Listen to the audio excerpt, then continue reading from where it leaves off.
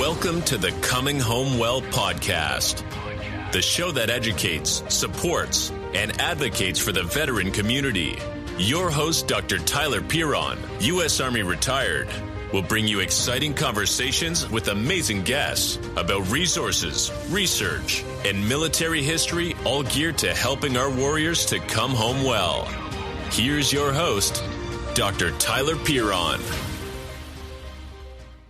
Welcome back to Coming Home Well. I'm your host, Dr. Tyler Piron, and we are doing something very interesting today. It's something we haven't done in a long time. We are introducing a new podcast, 2200 TAPS with Pam Barragan, or Pam Barragan, because I sometimes can roll my R's, sometimes I can't.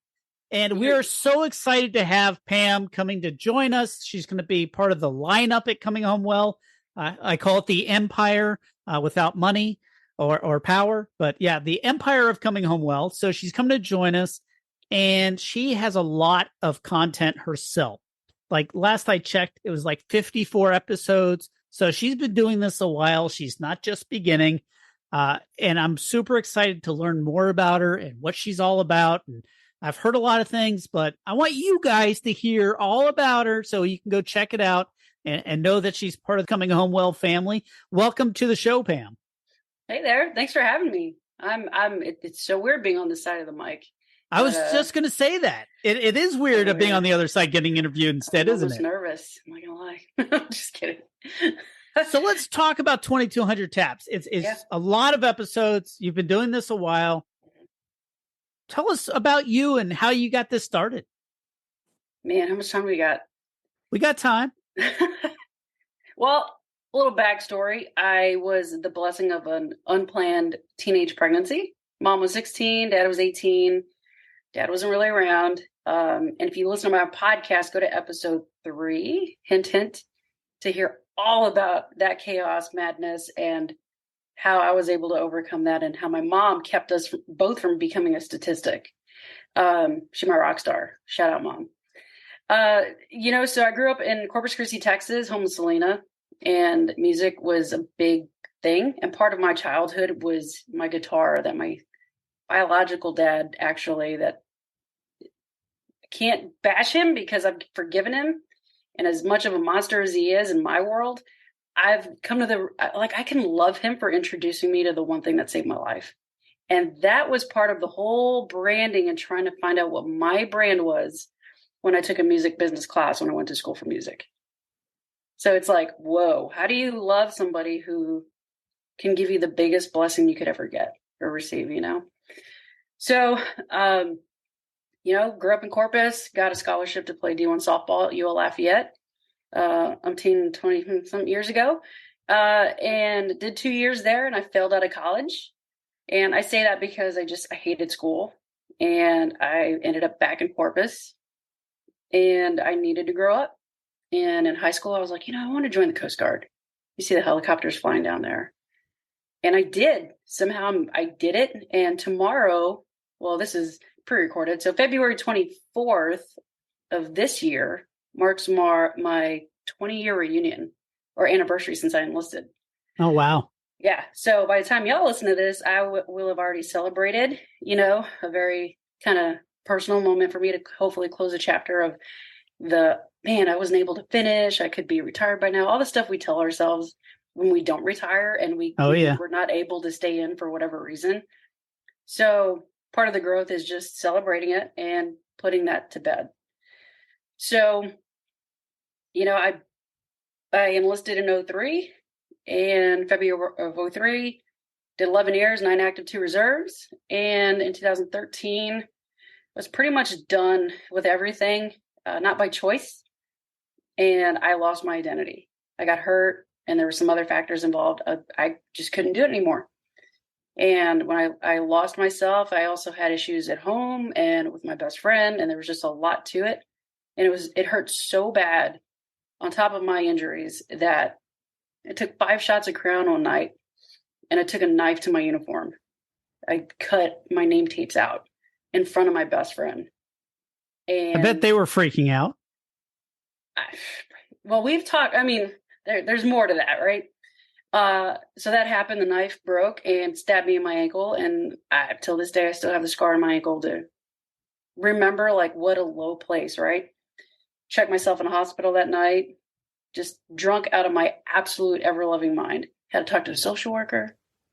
And it was just a nightmare. That was part of me spiraling. And that's all leading up to 2200 taps. So I was in Chicago at the time, had a falling out with my best friend after that. Didn't talk to her for over a year. I lost my job, didn't go to school. I was homeless for like a whopping 3 weeks, but I was homeless.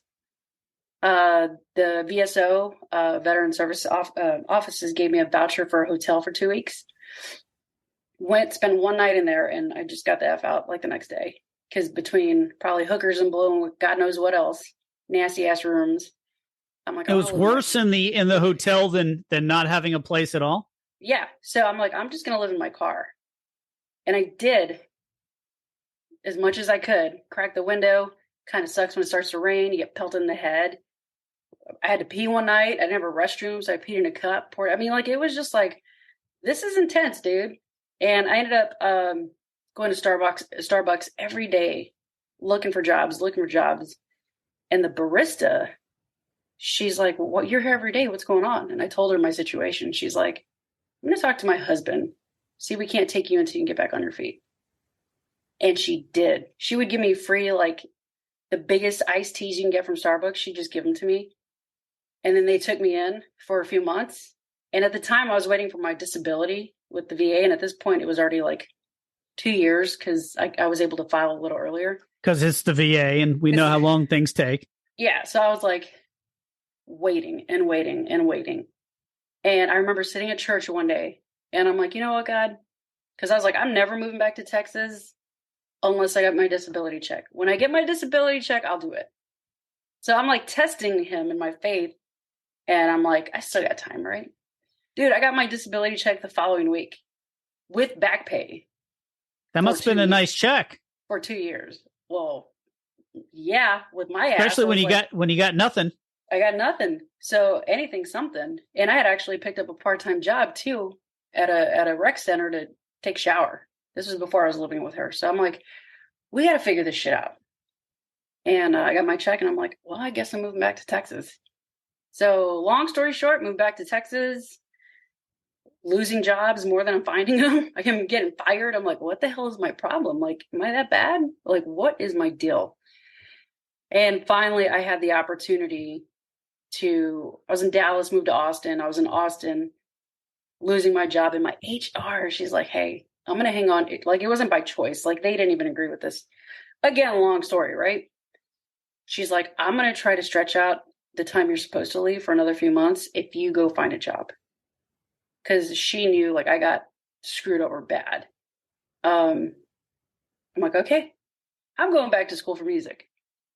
So I'm kind of working here in Austin, but I'm driving to Dallas to this music school. I'm like, sweet. I go to orientation while I still have the job in Austin. I'm like, and she's covering for me. Like, it was a great, like, she helped me out. So I came to Dallas for music school, and part of the music production school I was going to, I had to take music business. I had to take 2 semesters in music business. And I got to give a shout out to my then instructor, who's now a really dear friend of mine, Crystal Givens. She's dangerous in the music business, let me tell you. She's done work. It's that good, huh?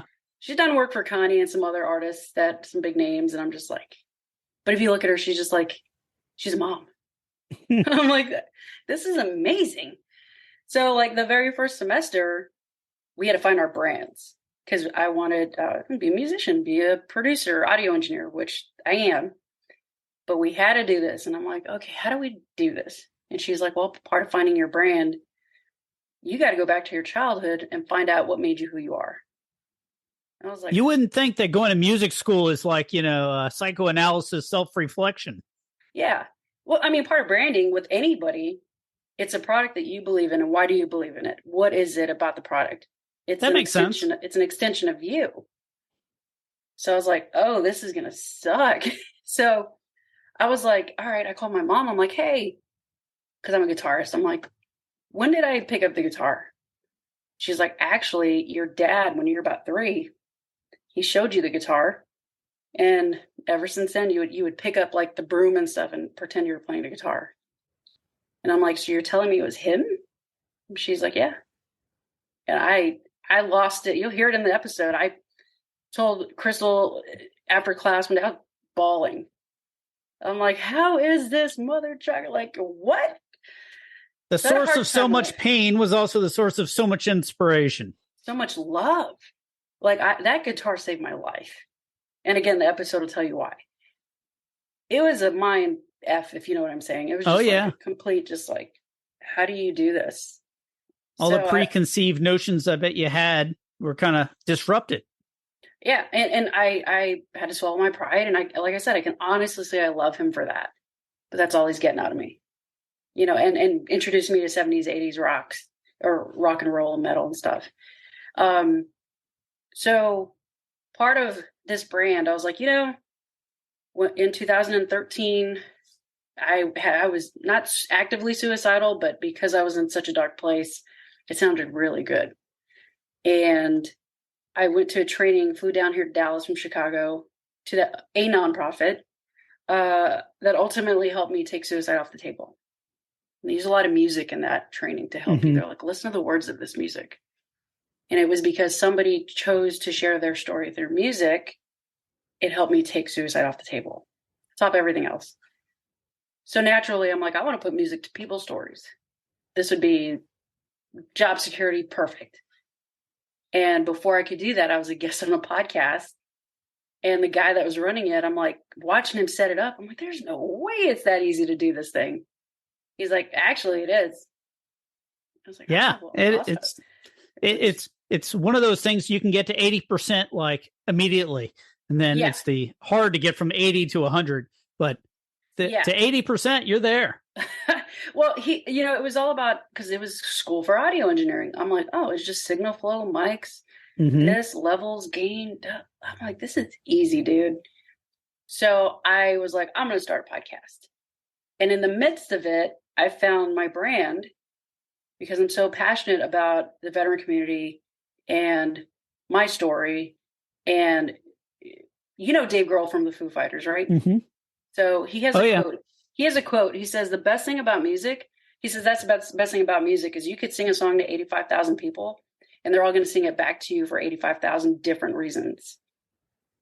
And I held on to that. That's pretty insightful. Right? And it's Dave freaking Grohl. Oh, he's awesome. He's awesome. And I held on to that. And that was part of my elevator pitch for my brand. And I'm like, but what is my brand? And finally, it was just like, you know, we lose 22 veterans a day to suicide, if not more now because of all the bullshit, right? But at the time, it's like we're losing 22 a day. Our goal is to get to 0 and TAPS to honor the ones that we've lost and continue to lose. Hence, 2200 TAPS. Ah, okay. And if you look at it, it's all together. There's no space between 2200 and TAPS for that reason, because we're not separating this shit. It's a combined, team effort to get to 0 at this point. Plus we don't want to forget. And that's really like, I was like, okay, 2200 TAPS. See, that makes so much more sense than I'm like, well, what's happening at 10? Because we don't play TAPS at 10. I was like trying to go through like the name as before we talked. And I was like, well, TAPS is not, we do play TAPS. Is it at 10? I don't remember. Yeah. They play TAPS at 2200 to go to bed. And that was part of it, but it eventually, and if you hear my episode, I actually say that, but it eventually evolved to the more simple thing that I think anybody can relate to when you look at it. And it's not just for veterans. I mean, this is civilians. This is a worldwide, this is the pandemic. You know what I'm saying? So, between all of us and all the nonprofits, I'm like, dude, I want to give people a safe place to share their stories because your story matters and somebody needs to hear it. And that evolved from Dave Grohl's quote about, how people can sing it back to you for 85,000 different reasons. And because somebody somebody chose to share their story through music, it helped me take suicide off the table. And like I said, because your story matters and somebody needs to hear it. One of the things that I thought was so interesting and it resonates, is the judgment-free zone that you have sort of as the banner of what you're doing with 2200 taps. Yeah. And that is so important, is that judgment-free. It's not like, oh, you did it wrong, because everybody does it their own way. As their transition from the service, whether they're retired after 20 years, they got out after 4 or 6 or whatever their initial enlistment was, or their initial service. Yeah. It's all individual. And so there's like, there are some wrong ways, I guess, if you got in trouble, went to prison or something, but that's not the greatest way, but that's then, and you're dealing with it now. And as somebody who did get hurt and medically retired, I know, and I sort of feel your story about not planning on getting out. That isn't that was not on the plan. I've been doing it for many years. Like when I was a young man, I knew I was not ready for college, and I was like, no, I'm done with school. I did well in school, but I was like not ready in my own mind. So that's why I joined. And I was like, oh, and then I get to my very first duty station, and Staff Sergeant Green, I remember very clearly, says, oh, you need to go take college classes. I'm like, dude, I joined the Army not to go to college. Okay. And he said, no, it's going to be a requirement. And when you get out, you realize, and you look back, that camaraderie, that family, that belonging, even if you hate every minute of it, when you get out, you don't have that tribe anymore. Mm-hmm. And you mentioned that lack of belonging, that I'm lost and adrift. So that sense of purpose and that belonging, finding your purpose and finding your tribe are the two ways I talk about it. Yeah. That's the hardest part, I think, about leaving service.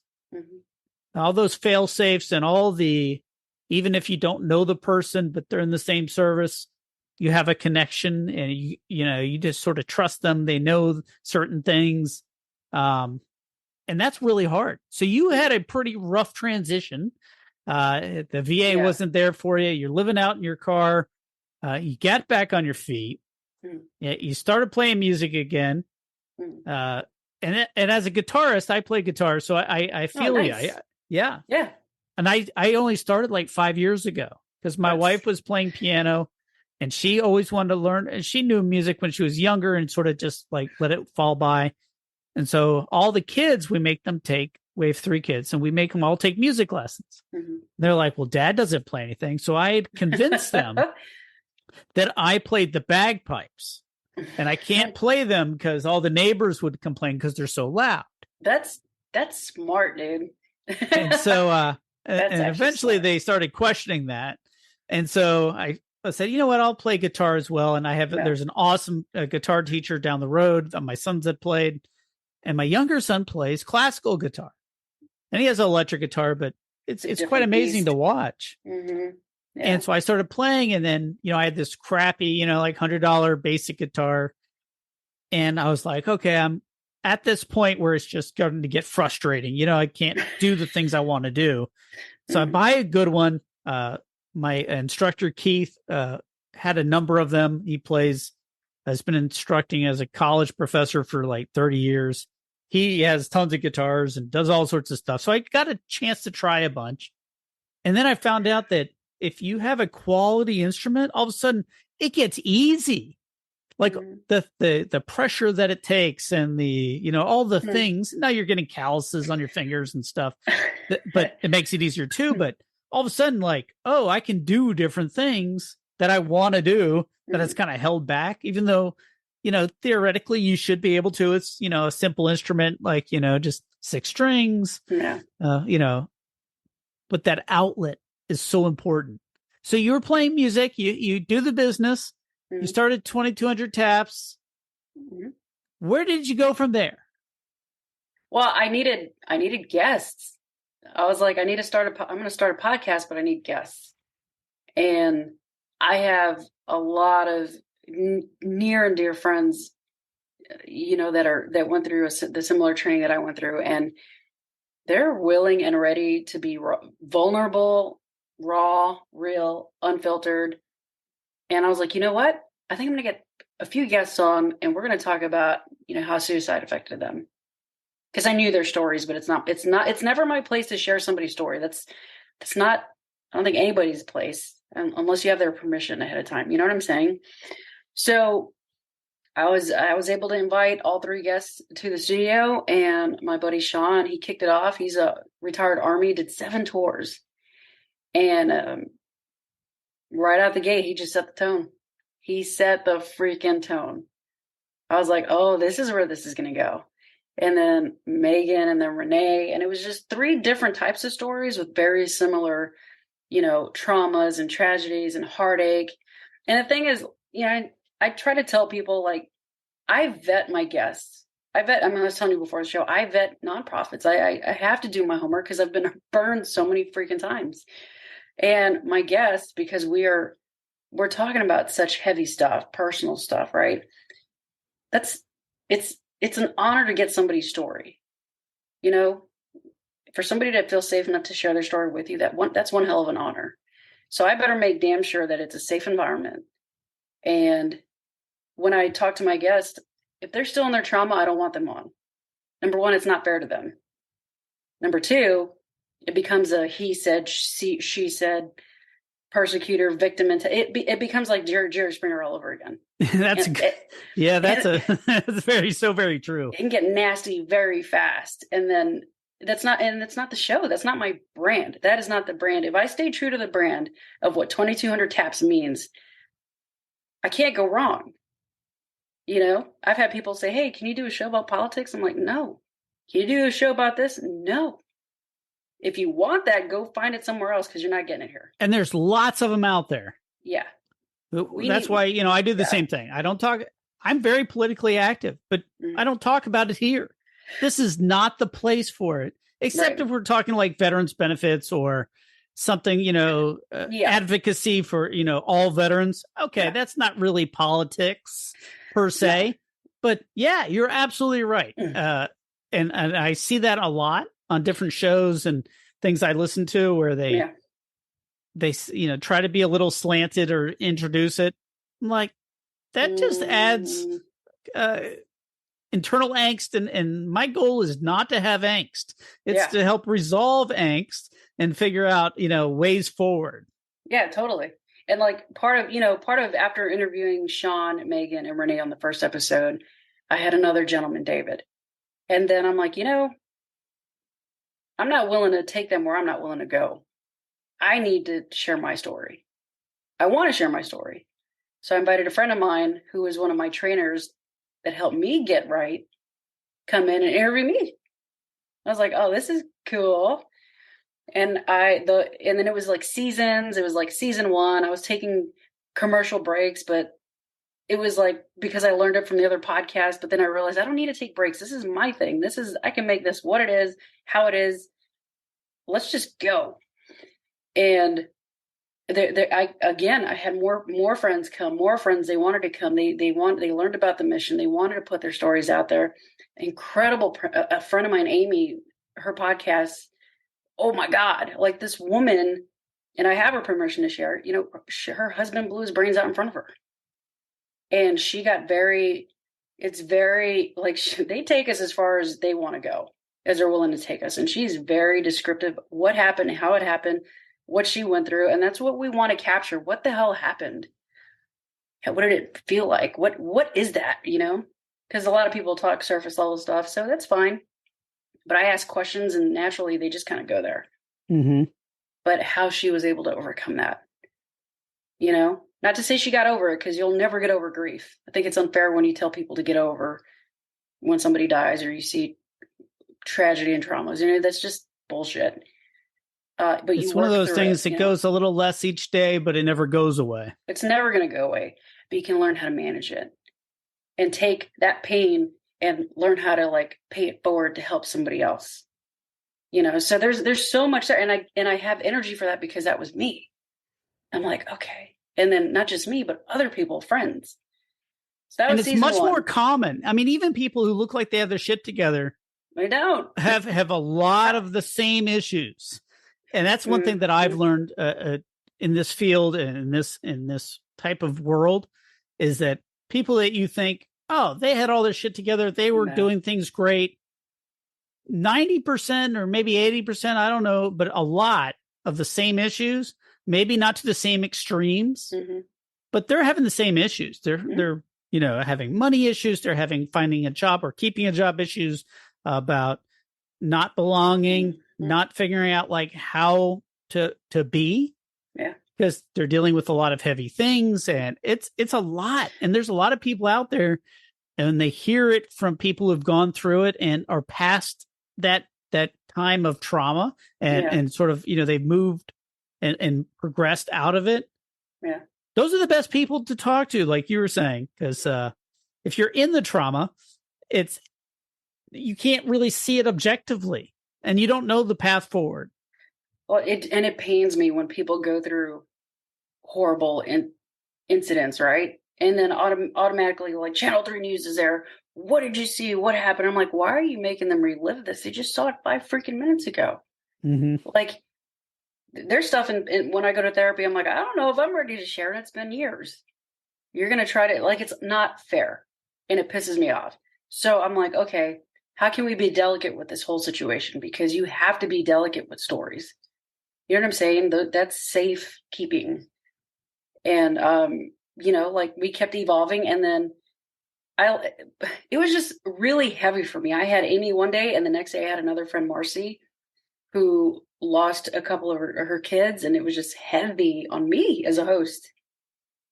And I started spiraling, and I had to go to therapy. I'm like, what the hell? Because I have mental health issues. Like, I struggle with mental health, depression, anxiety, all that stuff still. So I'm like, okay, how do we do this? So just trial and error the past 3 years, trying to figure this thing out, almost 4 years. And I've interviewed, I have to make fun episodes. So it's not serious all the time. Sometimes I throw some off the wall, like, what are you talking about? But I do that because I have to laugh. I need to make my listeners laugh, because, man, if you stick with me, you're just going to be like, dude, this is so depressing. It's so dark. It's it's too heavy. Like, like I have, or a really cool guests, I have a couple of celebrities that came on, and that's kind of cool. I had Tim Kimsey on, who was one of my instructors, but he was an engineer for Vanilla Ice with Ice Ice Baby, Pantera, the Far Beyond Driven album. And I'm like, screw it. If people want to, like, let's sprinkle some fun stuff. Oh, yeah. So that's how that started. And then COVID hit, the pandemic hit. Right. And Tiger King came out. And I was like, I need to make a show over Tiger King, because this is insane. And I have 2 girlfriends that came on, and we were just literally bullshitting about the whole thing, laughing. So, yes, we have a mission, but, man, we got to have fun too. I interviewed my best friend, the one that I had a falling out with. We reconnected a year later, and we haven't fought since. We had to grow apart to come back together and be better. And not to say that we don't disagree, but now we get it. I've had her on, and she has a band in Chicago. I had her and her guitarist on, and we're just having a fun episode. So you're going to get a lot of seriousness, but a lot of fun. I have to laugh, dude, because it's my ass. You brought up a really good point about the challenge of hearing all these stories and the mental weight it has on you as the host. Yeah. And it's almost like therapists. They have to go through all sorts of training. I know you're not a therapist or life coach or any of those things. You're a veteran who has been through a lot of stuff, and you're just out there making a safe space for people to talk. That's all. But it's the same issues that therapists have. Psychiatrists and psychologists and social workers and all those people that deal with unspeakable tragedies every day and helping people through them. But it's the same issues of how do you deal with it and maintain your own mental health, because it's heavy. Things aren't easy. No. When you're hearing bad things and you feel for people, you're like, oh, I wish that wasn't happening, or how to help them, or. Man, I take on everybody's feelings. I can walk into a room and tell you who's pissed off right out the gate. In a room of 100 people, just because I'm really good at not just reading a person, but feeling it. It's weird, but was my survival growing up. So with that, we kept growing the show kept growing, and we're in like 41 different countries now. It's insane. It's like my hosting platform only gives me a snippet of the analytics. We are way bigger than that, and I've barely done any marketing and branding to push it out other than my Instagram and word of mouth. And it's like the listeners are making this happen, dude. Like I can't do this alone. And it's my guests, my listeners, now you guys.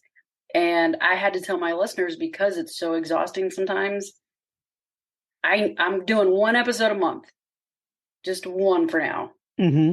Now with help, I might make it two. It's just, I promise you, if you listen to a few of the last episodes, my guests go there. They bring it. I'm just like, holy shit, this is really happening. This is the coolest thing ever. Like, how the hell did I score this person to come on? How did this person, what? And then amongst all that, yeah. That's a great point about you never really know someone's story till you hear it. Like you might know broad outlines, or there's a reason you invited them to be a guest. And then all of a sudden you're like, wow. And some people are just great at telling that story. And other times you have to dig it out a little, but the stories are awesome. And they're either inspiring or inspirational or sad, but you realize it's that they're able to get through it for a lot of different reasons, and usually a lot of different help. So one of the things I was curious, and because I know it for me, but I'm curious for you, what have you learned as you've done all these episodes? What have you really taken with the 30 seconds elevator pitch of how you've grown or what you've learned from talking and doing 50 plus episodes? What I've learned is I am, man, way to put me in a spot. I have an elevator pitch, but not for this. Holy crap. Honestly, like I'm not afraid to ask somebody if they want to come on the show. I'm surrounded by so many incredible people, veterans, first responders, civilians. I could interview for years with these people, and they're willing to share their stories because they've already shared it. And I'm like, whoa, so I'm just like in this little pool of like all these fish that are just like, it just blows my mind. So what I've learned is like, I have unlimited resources and literally job security because everybody in this world has a story, every single person. And what I've also learned is trauma and tragedies, they're going to look very different. The pain and hurt is very much the same, So if we can stop devaluing our stories because maybe it wasn't as bad as theirs, and understand that trauma is trauma and pain is pain and hurt is hurt, we can all get on the same playing field. So why not give somebody a safe place to share that? But I have to be safe. And I've proven to myself and others that we can be a safe platform. And I'm pretty proud of us for that. I'll tell you that. No, that's really awesome. I was going to make a Coastie joke, a puddle pirate. I didn't realize they were part of the military. No, I'm just kidding. I'm surprised you haven't already. I mean, shit, how long are we It was doing my best not to, okay? It was really hard, to like, yeah, I guess, Were you Army or Air Force? I was Army. And so, I was doing my best not to make a Coastie joke. I love the Coast Guard. I have many friends that are in the Coast Guard, and I'll be honest, it is among the most brave of services. They're the ones who go, and the rest of us are like, oh, hell no. Out, you see the waves and the hurricanes, and I'm like, that does not look fun. I like boats, but not like that. Okay. Dude, that makes me like super stoked. Like, right. That excites me. But yeah, it's one of those, yeah, okay.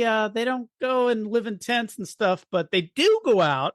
And, I've interviewed a bunch of Coast Guard folks, which was one of the Coast Guard organizations on the North Carolina beaches where they would patrol during World War II. And we've had a bunch of Coast Guard history. So I was trying my best not to make too many jokes. But the point I was sort of getting to is that each of the services, and we're all sort of guilty of it, of having these preconceived notions of, oh, it wasn't that bad. Air Force, oh, they're at LUD. That's where I went to R&R. Don't tell me about how hard it was. but how hard it was for them could be totally different.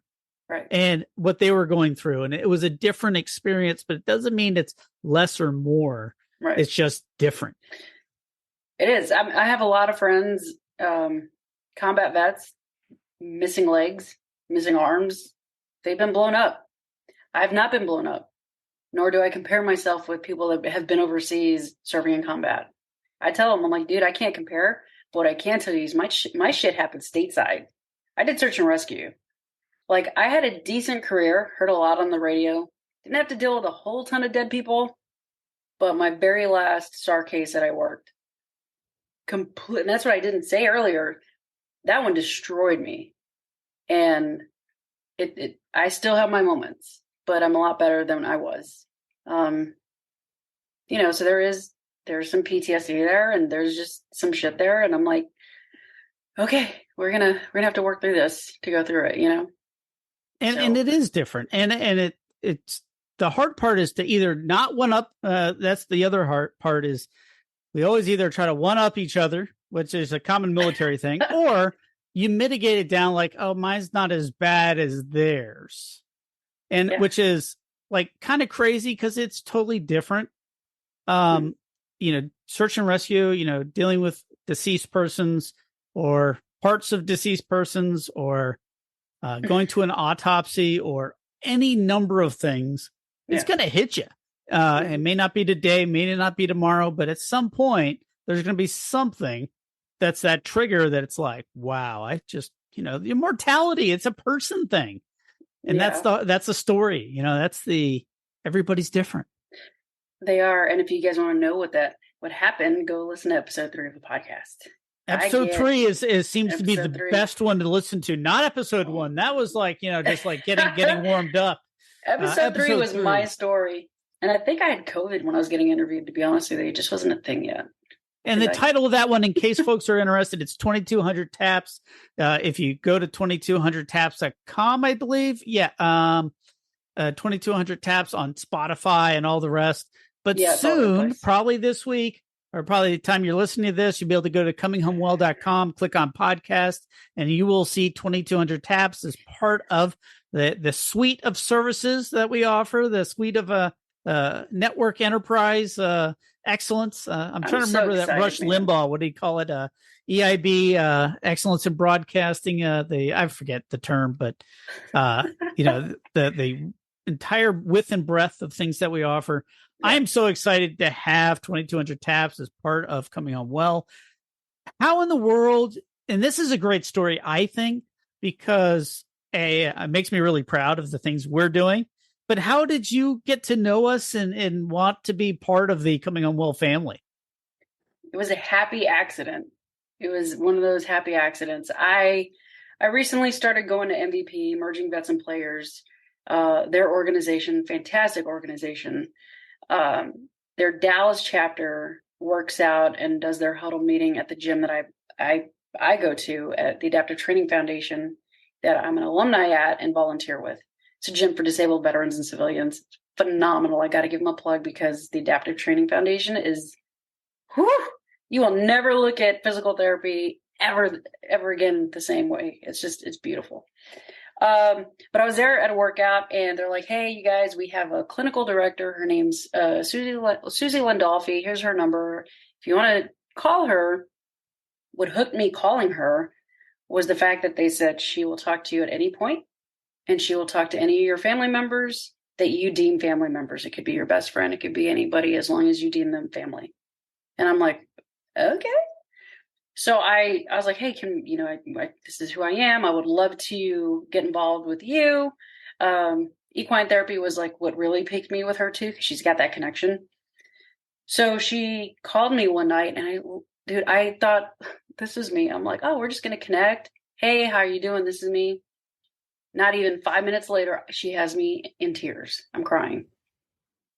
And she's literally given me a therapy session that I wasn't even ready for. I'm like, what? And we were talking about childhood trauma because that's the big thing I've been working on the past year.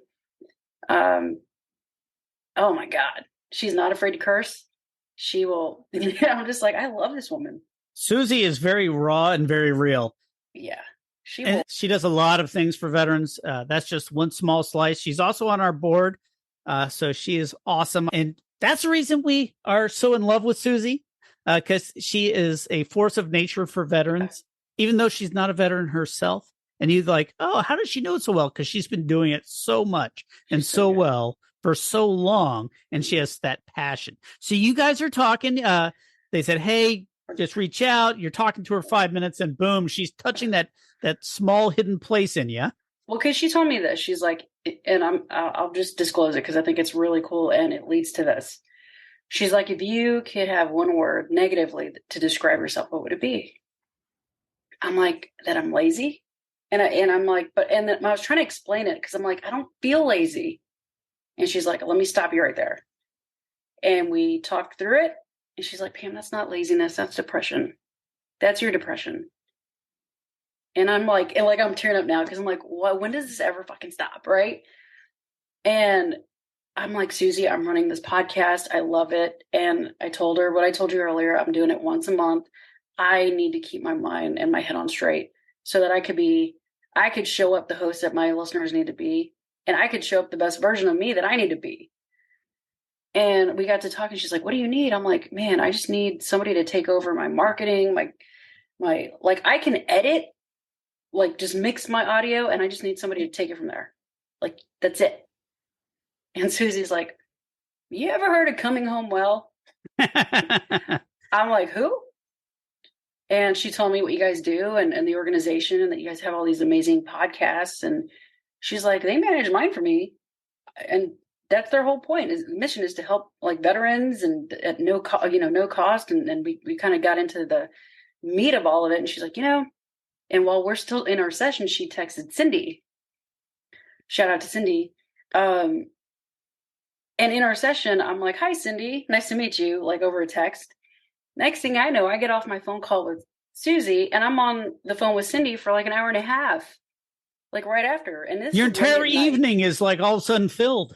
Yeah. And I'm in Texas. You guys are on the East Coast. So y'all are an hour ahead of me. And it was already late for me. And Cindy, she just stuck it out. She's a trooper. She's like, hey, I think we could, I told her about my services, not so much about taking on the podcast, just the services. She's like, oh, I could help you, this and that. She's like, well, what's your podcast about? Told her all about it. She's like, we don't really have a podcast that highlights the first responders and this and that. Because I don't just interview veterans. I've got first responders, civilians. Mm-hmm. It doesn't matter who you are. If you're willing to share your story, let's go. And she's like, let me see if we can do something with you, because I think we could use you. And I'm like, okay, I definitely need your services. So let's figure out what we can do. And long story short, we talked, we did everything. And she's like, hey, good news. I'm like, what? She's like, we want to bring you on board. I'm like, dude, that would be sick, to join the club. And I'm just like, I'm honored. Like what was just a simple phone call with Cindy led to y'all like immediately. And the fact that we can reach more people through your platform, provide our resources through ours, it's like a win-win. And I'm super like, you have no idea how stoked I am. It was just like a weight was lifted off of my shoulders because I do everything. I do my editing, I do my mixing, I do my hosting, producing, pushing it out, paying for this, doing that. I do it all because I don't have a team. And that is it's like I said, the 80% of podcasting is easy to get to. It's the editing. It's all the things that you don't see that it's challenging. And if you're worried about all the back end stuff, you can't focus on the main thing, which is talking to people and getting interviews and finding the right people and how to do it. Yeah. And it's time and it's effort and it's, investment in a lot of things. Yeah. So I am personally very excited when Cindy called me and said, hey, I think we have another podcast that might be interested in joining. What do you think? And I'm like, well, let me go check them out and see what they're doing. Who are they? How do we know them? It's, all the things that you want to know. I was like, oh, this is perfect. And that's why, like she's talking to you and I was like, this is great. And having you on and sort of expanding that opportunity. like you mentioned earlier, you're trying to, research us, and like, we don't have a lot of money. Okay. We are not the best at fundraising. In fact, of the things that we do, fundraising is not in the top 10. But we get enough to run things. The cool thing is nobody gets paid. It's all a labor of love. And so when you share resources and sort of make things better, it's always better for everybody. So I'm so excited to have you on. Thank you. I know we talked about a lot of things. You started 4 or 5 years ago. I guess 4 years now, right? It'll be 4 years in April. Yeah. Okay. Yeah. It was three to going on 4. Who, what, where, when? You're down in Texas. So I'm going to ask, what should I have asked you about but didn't? Man, I'll tell you what. My Instagram page is like, this is going to sound cheesy, but this is me on the spot. This is the first thing I can think of. If you look at my Instagram page, I'm not like other businesses. I'm not like other people. I don't want to fit in a box. What I do on my Instagram page is you're going to be with me. If I'm at the gym, you're at the gym. If I'm struggling, you're going to hear it. If my car breaks down like it just did yesterday or the day before yesterday, you're going to be on that journey with me, like bitching and complaining as to why it broke down and all the frustrations, because what you see is what you get. You know what I'm saying? Very raw. It's who you are.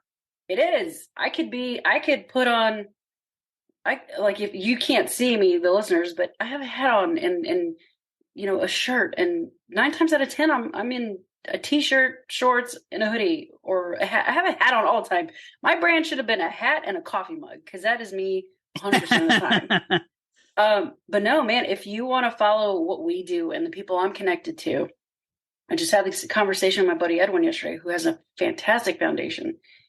He's like, how many followers do you got? I'm like, dude, I got like 820. Mm-hmm. He's like, that's it? I'm like, it's quality, baby, not quantity. Because if you look at my followers, these are big time people.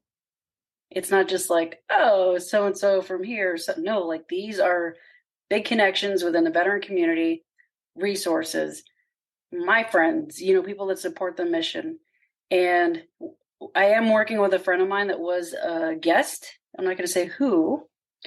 We're talking about maybe going public and doing public speaking events together at some point. That's awesome.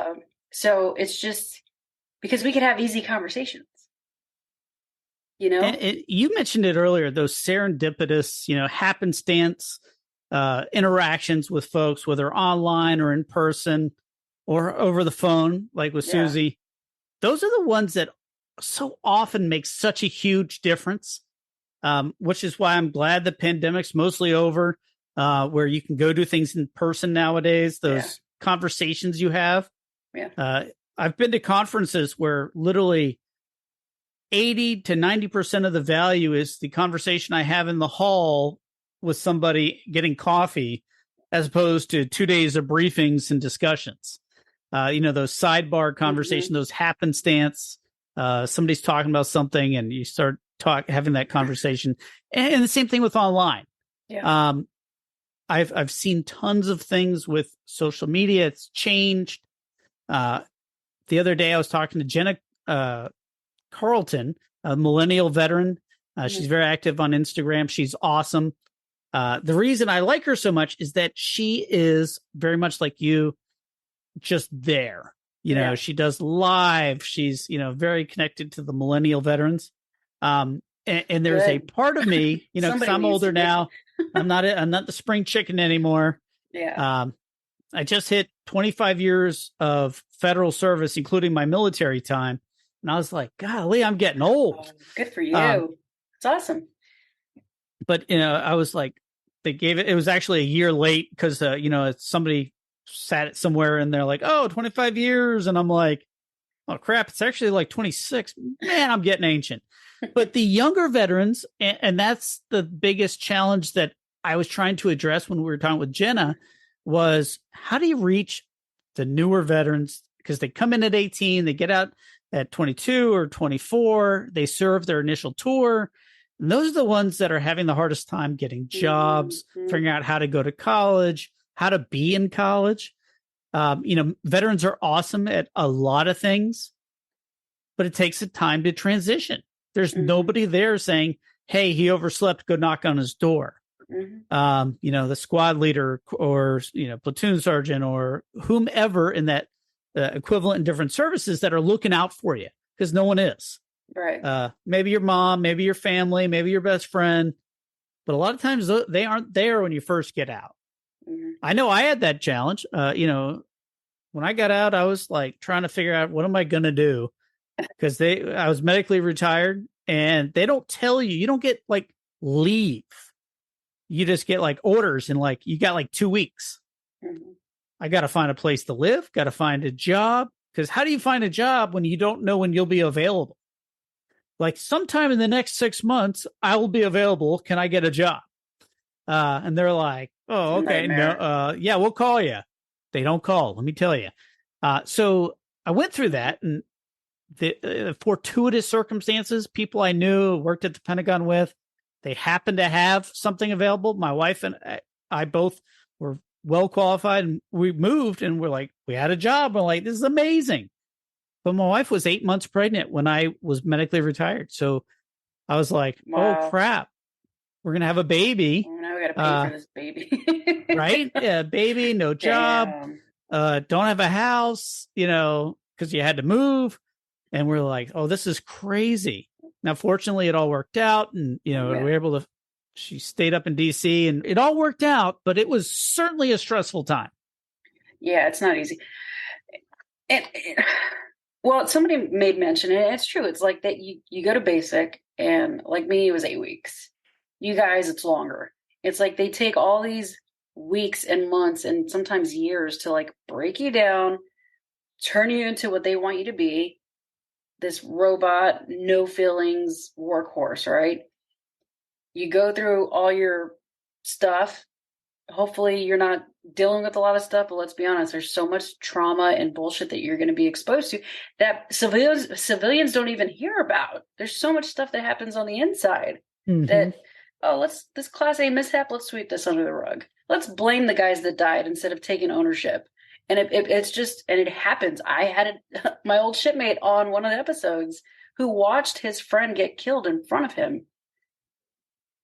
That could have been easily avoided. They didn't have to launch for this SARC case. There was no reason for it. So I'm getting amped up. My point is that you go through all this stuff, and then it's like, all right, bye. See ya. Here's 4 days of TAPS. Here's 4 days to teach you like how to write a resume, how to dress for an interview, how to do this. Here are your VA benefits. And they just like, it's like drinking water from a fire hose. And then they expect you to remember this, and then bye. And they don't. They're just checking the box. They're checking the box because they have to. But then you're still in that mindset. Like, you can't tell me, like, a combat veteran that goes overseas, if that comes back stateside, you can't tell me if I put him in an environment that reminds him of that, they're not going to go batshit crazy. You can't tell me that, because it happens. The guys I know, they can't even drive on the damn highway sometimes because they can't. You got to stay. You know what I'm saying? Stuff I don't understand, but they get it. Me, my trauma is on the water. I'm fine until I'm on a boat. If I see certain things that remind me of my incident, I cry. Like, I just get really sad. And I'm like, this needs to stop. And I'm in DFW. I'm landlocked, so I'm kind of screwed. I'm like, until I go back to the ocean, I don't know how I'm going to really react. But my point is, we got to get better at transitioning people out. We have to.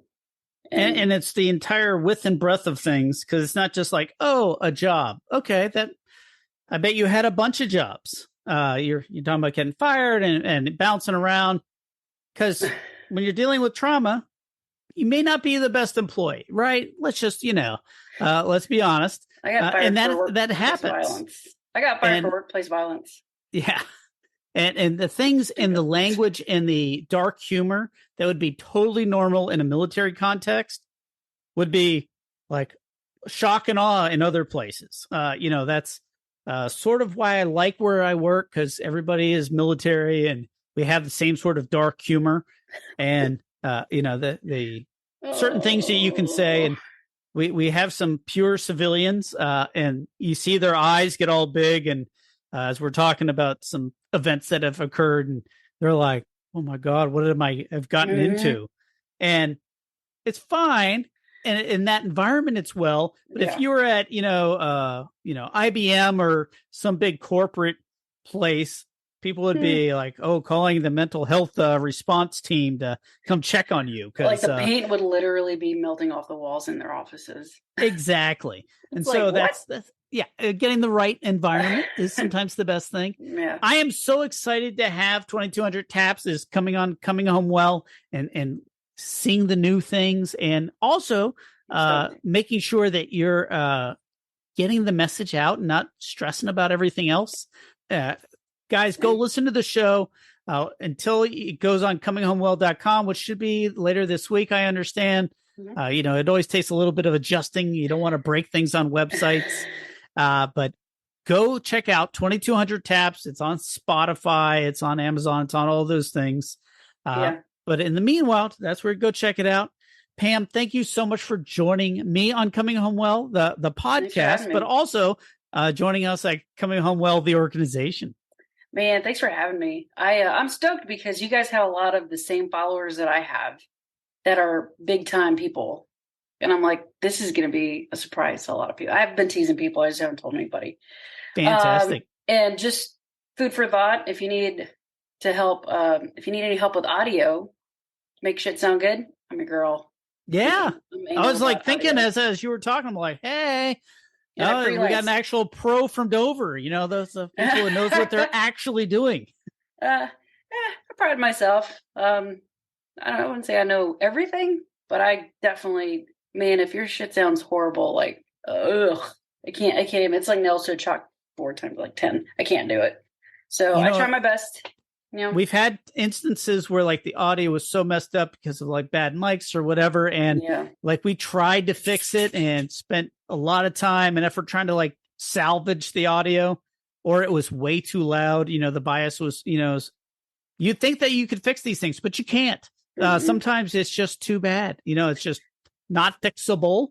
But I learned a lot of cool tools to try to do it, and didn't work out that time, but now I have them in the toolbox. I'll teach you some more if you want. Yeah. Pam, again, thank you so much for coming and Coming Home Well. And guys, go check out 2200 TAPS. You'll be able to find it on cominghomewell.com. But meanwhile, just go search for it wherever you listen to podcasts. Add it to your Audible. That's how I listen to a lot of podcasts these days. I just add it to my Audible list. That's awesome, I'm in between books and everything else. On the commute every day. It's the best way to listen to things. Pam, thanks so much for joining me on Coming Home Well. Hey, thanks for having me.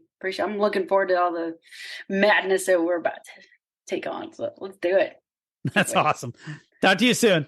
You got it. Thanks for joining us this week on Coming Home Well with Dr. Tyler Piron. If you enjoyed this episode and you'd like to help support the podcast, please share it with others, post about it on social media, or leave a rating and a review.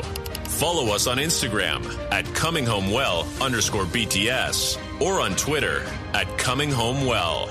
Thanks again. And until all are home and all are well, this is Coming Home Well.